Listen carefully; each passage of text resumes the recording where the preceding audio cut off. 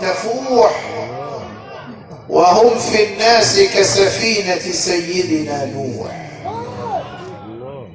يا آل بيت رسول الله حبكم فرض من الله في القرآن أنزله، يكفيكم من عظيم الفخر أنكم من لم يصل عليكم فلا صلاة له. اللهم صل عليه. أهل البيت، أهل البيت سيدنا النبي يقول كده في الحديث: حسين مني وأنا من حسين، أحب الله من أحب حسين. طيب يا عم الشيخ، حسين مني عرفناها، يعني سيدنا الحسين ابن بنت سيدنا النبي، يعني فرع من الأصل النبوي. طب ليه سيدنا النبي يقول وأنا من حسين؟ سؤاله ايه رأيك في السؤال ده؟ حسين مني معروفة، طيب وأنا من حسين؟ صلي على سيدنا النبي. كمان مرة صلي على سيدنا النبي. كمان مرة صلي على سيدنا النبي. صلى عليه. إن الصلاة على النبي بتعمل إيه؟ بتنفع. بتنفع وترفع وتشفع وتدفع. عليه الصلاة والسلام، عليه الصلاة والسلام. قالوا أهل الله: حسين مني وجودا، وجودا يعني سيدنا الحسين الأصل في وجوده وسيدنا النبي ابن بنت وسبط النبي. حسين مني وجودا وأنا من حسين شهودا.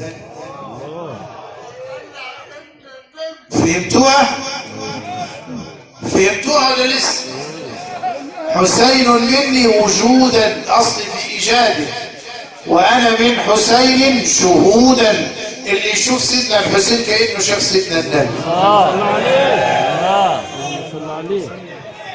لذلك اللي ما معهوش يزور حضرة النبي يزور سيدنا الحسين. الشيخ الشعراوي رضي الله عنه آخر سنة وهو في السعودية، خلاص قالوا البعثة هتروح ومش هيجوا تاني، فراح يزور سيدنا النبي وبكى. فقام شاف سيدنا النبي في المنام قال له: يا شعراوي، إن لنا بابا في مصر اسمه الحسين. لنا باب في مصر اسمه ايه؟ سيدنا الحسين. مش عارف تروح لسيدنا النبي، روح زور سيدنا الحسين.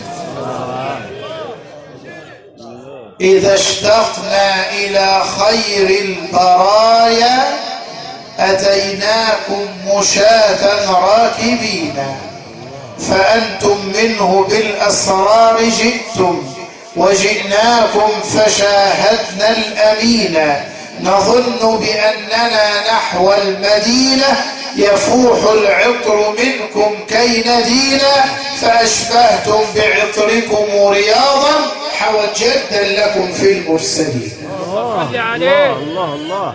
ما تزور سيدنا الحسين كأنك زرت سيدنا النبي. صلى عليه. سيدنا الشيخ صالح الجعفري كان يزور سيدنا الحسين يسلم عليه يسمع رد السلام ويشوف سيدنا النبي عنده، يقول كده: رأيت المصطفى كالبدر يأتي يزور حسينه حينا فحينا.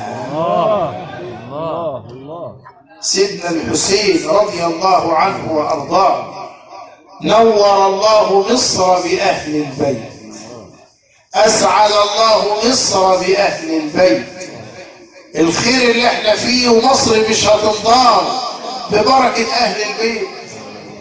ده لما جاءت ستنا السيدة زينب طلع والي مصر يستقبلها ماشيا على قدميه، فرفعت ايديها وقالت: يا أهل مصر أكرمتمونا أكرمكم الله، آويتمونا آواكم الله، نصرتمونا نصركم الله.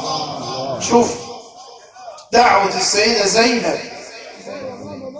طب تلاقي واحد يقول لك لا لا لا ما اروحش الكلام ده، انا ما اروحش لسيدنا الحسين ولا لا لا لا ما اروحش ازور احد، ده مساجد فيها اضرحه لا يجوز. شوف السيدة زينب تقول له ايه؟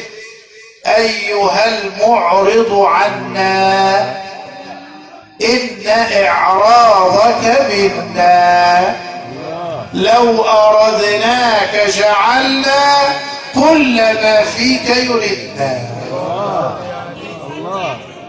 ده مش منك، ده مننا احنا، مش عايزينك، بناقص واحد.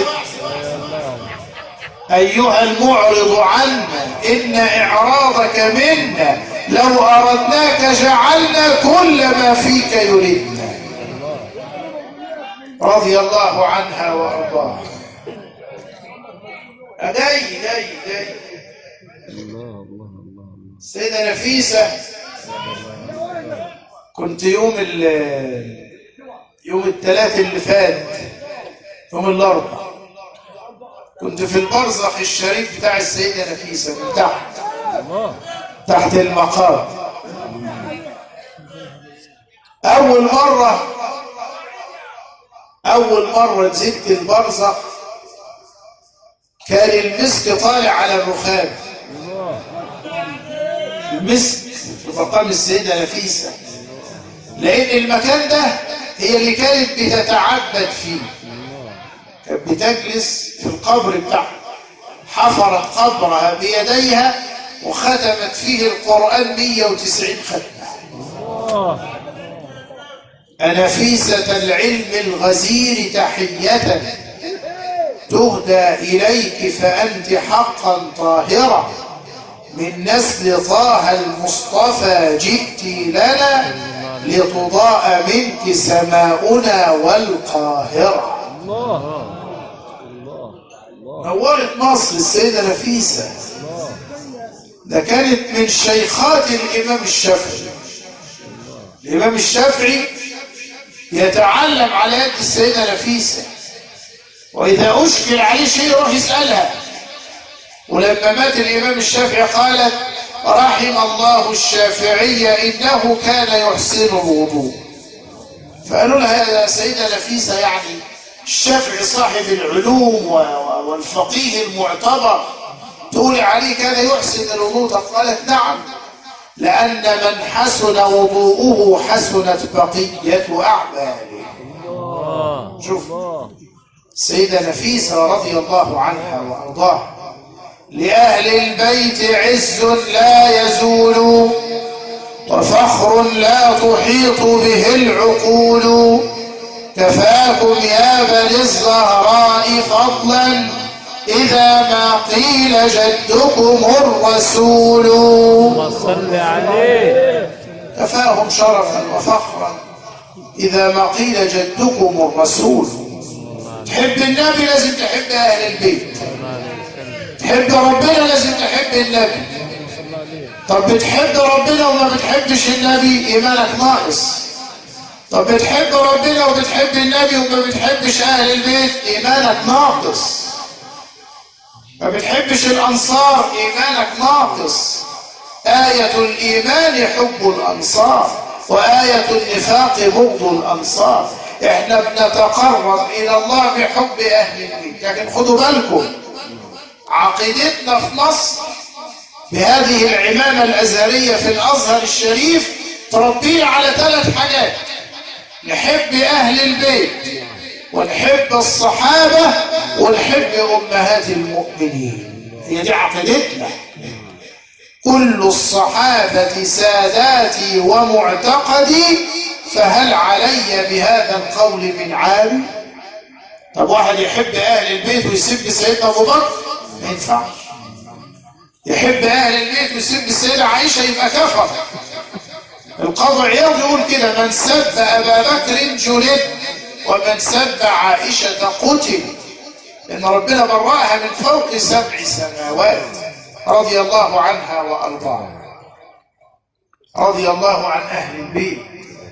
خد بالك، أهل البيت اجتهدوا وجدوا وتعبوا، وكانوا يقومون بين يدي الله بالليل يتبتلون يصلون. السيدة نفيسة لها مكان في مصر اسمه معبد السيدة نفيسة، وخلوة السيدة نفيسة كانت تتعبد لله فيها عند مقام سيدي بن عطاء الله السكندري في الجبل. كانت بتتعبد بين يدي الله، تأنس بالله وتتلذذ بالعبادة والطاعة بين يدي الله جل وعلا.